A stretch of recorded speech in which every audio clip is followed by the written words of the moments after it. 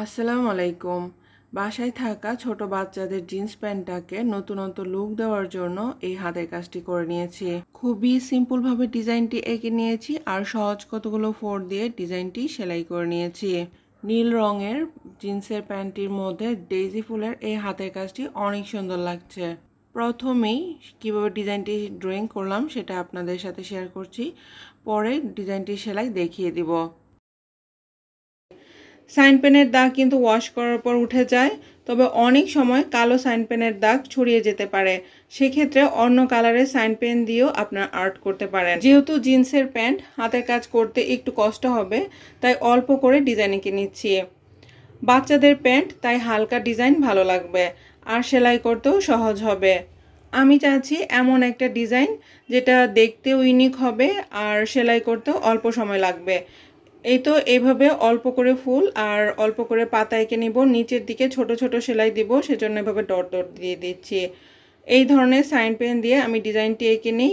এটা আমি 10 টাকা করে কিনে থাকি। ডেনিম কাপড়ের মধ্যে ফিশবোন স্টিচ দিয়ে সুন্দর এই বড় সাইজের পাতাটি সেলাই করে নিচ্ছি। ফিশবোন স্টিচ দিয়ে পাতাটি সেলাই করার জন্য আমি দুটি কালারের সুতা নিয়েছি। কচি সবুজ কালার সুতা বা টিয়া কালারের সুতা নিয়েছি 2 নাল পরিমাণ, আর লেমন কালারের সুতা নিয়েছি 1 নাল পরিমাণ। মোট 3 নাল পরিমাণ সুতা দিয়ে এই ফিশবোন স্টিচ দিয়ে পাতাটি সেলাই করছি। ডাল ফোর বা স্টিম স্টিচ দিয়ে এই গাছের ডালগুলো সেলাই করে নিচ্ছি। ডেনিম কাপড় বা জিন্স কাপড় যেহেতু একটু মোটা হয়ে থাকে, তাই এগুলোতে কাজ করতে কিন্তু প্রবলেম হয়ে যায়। খুব সাবধানতার সাথে কাজটা করলে তাহলে কাজের ফিনিশিং ভালো আসে।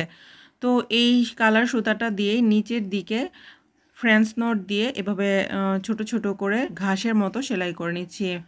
প্যান্টের মধ্যে সম্পূর্ণ ডিজাইনটি ড্রয়িং, ফুলের সেলাই অলরেডি আমি রিলস ভিডিওতে শেয়ার করেছি, আপনারা চাইলে ওই ভিডিওগুলো দেখে নিতে পারেন।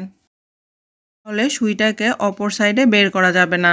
সবুজ রঙের সুতা দিয়ে যদি ফ্রেঞ্চ নট ফোর দিই তবে সেটা পাতার মতো বা ঘাসের মতো দেখতে লাগবে। সবুজ ছাড়া অন্য কালারের সুতা দিয়ে সেলাই করলে সেটা ফুলের মতো লাগবে। তো আমি এই ডিজাইনটিতে ফ্রেঞ্চ নট ফোর দিয়ে বিভিন্ন ধরনের সেলাই কাজ করেছি। 2 নাল পরিমাণ সাদা রঙের সুতি লাচি সুতা দিয়ে ফুলগুলো সেলাই করে নিচ্ছি। যেহেতু ডেনিম কাপড় সেলাই করতে কিন্তু আমার একটু বেশি কষ্টই হচ্ছিল, বারে বারে সুতাটা আটকে যাচ্ছিল, সুতার ফিনিশিং আনাটা অনেক কষ্টকর হচ্ছিল। যেভাবে ফুলটা ড্রয়িং করেছি সেই মোতাবেকে কিন্তু পাপড়িগুলো সেলাই করে নিচ্ছি। সাদা রঙের সুতা দিয়ে ফুলগুলো সেলাই হওয়ার কারণে ফুলগুলো দেখতে কিন্তু ডেইজি ফুলের মতো লাগছে। ডেনিমের উপর হাতে কাজ করাটা একটু কষ্টকর হয়ে থাকে, যেহেতু ডেনিম কাপড়টা একটু শক্ত। তো আজকের এই ডিজাইনটি ছাড়াও আমার আরও ডেনিমের উপর হাতের কাজের অনেক ভিডিও রয়েছে, আপনারা ওই ডিজাইন এবং সেলাই ভিডিওগুলো কিন্তু দেখে নিতে পারেন। এভাবেই শার্টিন স্টিচ দিয়ে ফুলের সবগুলো পাপড়ি আমি সেলাই করে নিব। সাদা রঙের এই ফুলের সৌন্দর্যটা আরেকটু বাড়ানোর জন্য কাঠালি রঙের 2 নাল পরিমাণ সুতা দিয়ে এভাবে আমি সেলাই করে নিচ্ছি। প্রত্যেকটা পাপড়িতে আমি এভাবে 3টা করে ফাঁকা ফাঁকা করে সেলাই দিয়ে দিব। কাঠালি রঙের সুতাটা আমি 2 নাল পরিমাণ করে নিয়েছি, 1 নাল পরিমাণ করে নিলে কিন্তু আরও ভালো হয়। ভিডিওর শুরুতেই যখন আমি পুরো প্যান্টটিকে একসাথে দেখিয়েছি তখন দেখতে পারবেন যে সাইন পেনের দাগ কিন্তু নেই, কারণ ওয়াশ করে নিয়েছি।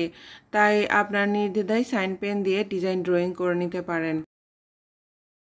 প্রত্যেকটা ফুলের পাপড়ির উপর আমি 3টি করে সেলাই দেওয়ার পর মাঝখানের ফাঁকা জায়গাটিতে এভাবে ফ্রেঞ্চ নট ফোর দিয়ে সেলাই করে নিচ্ছি। কাঠালি কালার সুতাটা দিয়েই ফ্রেঞ্চ নট ফোর দিচ্ছি, 3বার বা 4বার করে পেঁচিয়ে ফ্রেঞ্চ নট ফোরগুলো দিয়ে দিচ্ছি।